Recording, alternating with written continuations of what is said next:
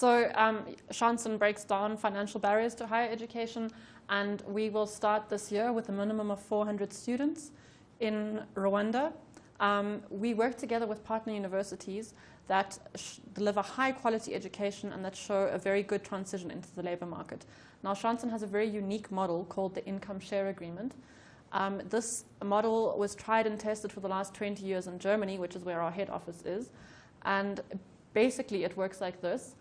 We invest in students' education, and then once they've graduated and they are employed, they make income-based repayments, which means they pay like a set percentage of their salary back to us for a set number of years, and that repayment is taken and directly invested into the next generation. So it's a solidarity model. You mentioned that you were looking at partner universities to do this with. Now that you're looking at Rwanda, have you been able to figure out who you want to work with so far? Yes, well, we'd like to work with as many universities as possible, but we have to start somewhere. So our first partner university is the Akila Institute for Women, which is here in Kigali. They've been around since 2010 and have really empowered many women who've transitioned very well into the labor market. Then we also have Kepler, it's another university here in Kigali. We are in close talks with the Rwandan Education Board and with organizations like FAWE and Vatel to look at how we can expand across Rwanda.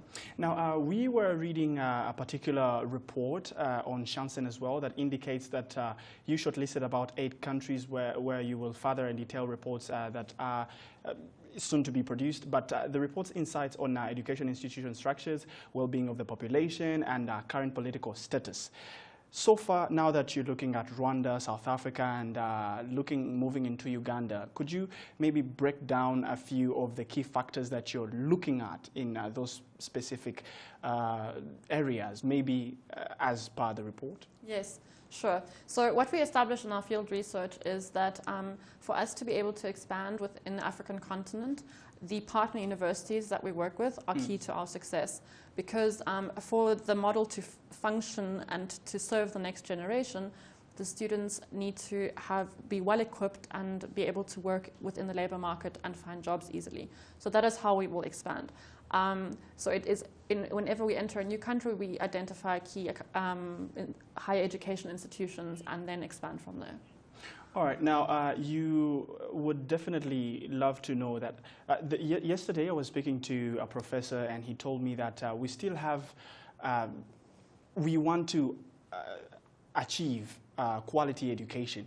But then you're looking at the ratio of lecturer to student being very, very large. And I asked them a question.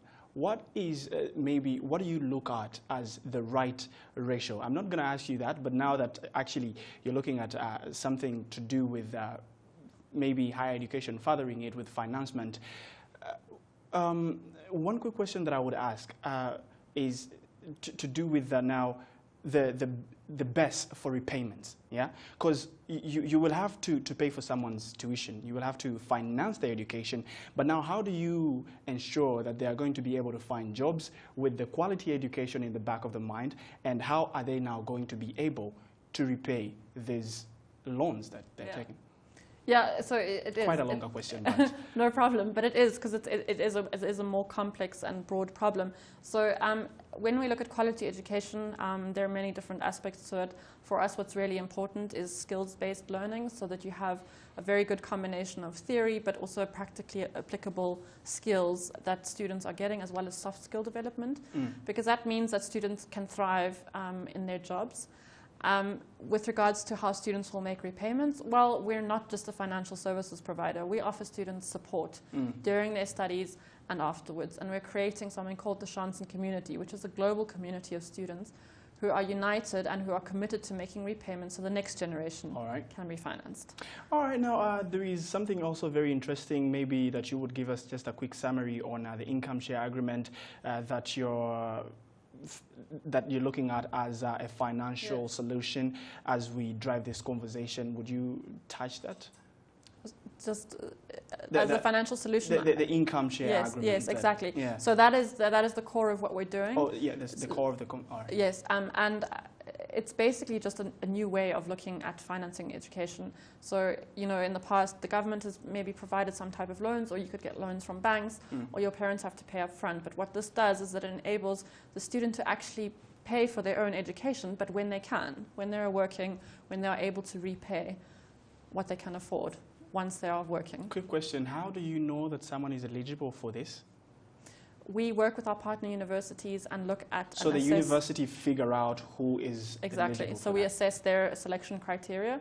It's really important for us to reach people who really can't afford to access education, so there is a needs component. What's next for Chancen? Well, we're looking at expanding to Uganda, and then South Africa is also in the talks. But we've been approached by many universities across the continent who are interested in working with us.